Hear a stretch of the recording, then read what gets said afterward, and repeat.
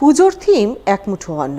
অভিনব এই থিম ভাবনার বাস্তবায়ন ঘটিয়ে এবারের পুজোয় বাজিমাত করতে উঠে পড়ে লেগেছেন মালদা শহরের আমরা সবাই ক্লাবের পুজো উদ্যোক্তারা।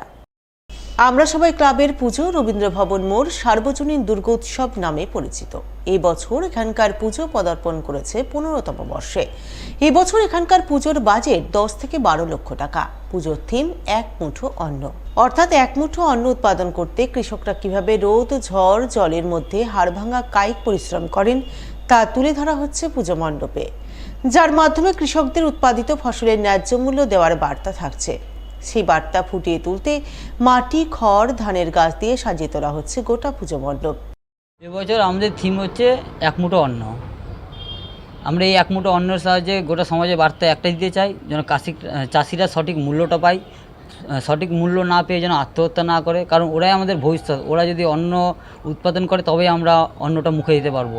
অথচ আমরা চাইবো যেন তারা সঠিক মূল্যটা পায়।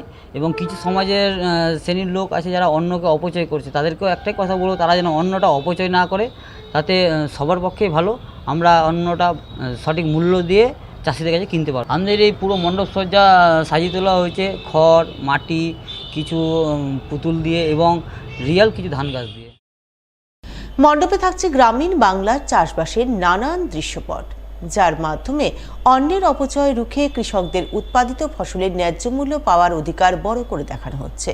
তাই উদ্যোক্তাদের আশা, তাদের এবারের পুজোর নজর কাড়বে দর্শনার্থীদের।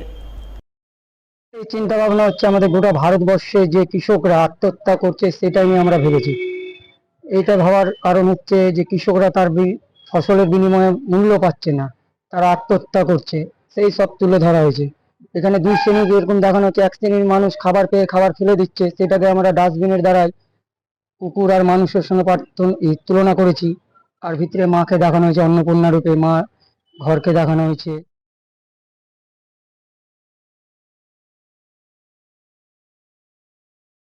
পুজো মণ্ডপে প্রবেশ করলেই দর্শনার্থীদের মধ্যে একটা আধ্যাত্মিক অনুভূতির শিহরণ জাগবে, কারণ মণ্ডপ জুড়ে অনর্গল উচ্চারিত হবে প্রাচীন বৈদিক মন্ত্র। আর এই মন্ত্রের মন্থনেই ফুটিয়ে তোলা হবে দেবী দুর্গার আবির্ভূত হওয়ার দৃশ্য। হ্যাঁ, এবছর এমনই অভিনব ভাবনার পুজো উপহার দিতে চলেছেন মালদা শহরের কৃষ্ণ কালীতলা কল্যাণ সংঘ এবং গ্রন্থাগারের পুজো উদ্যোক্তারা। এবছর এখানকার পুজো 47তম বর্ষে।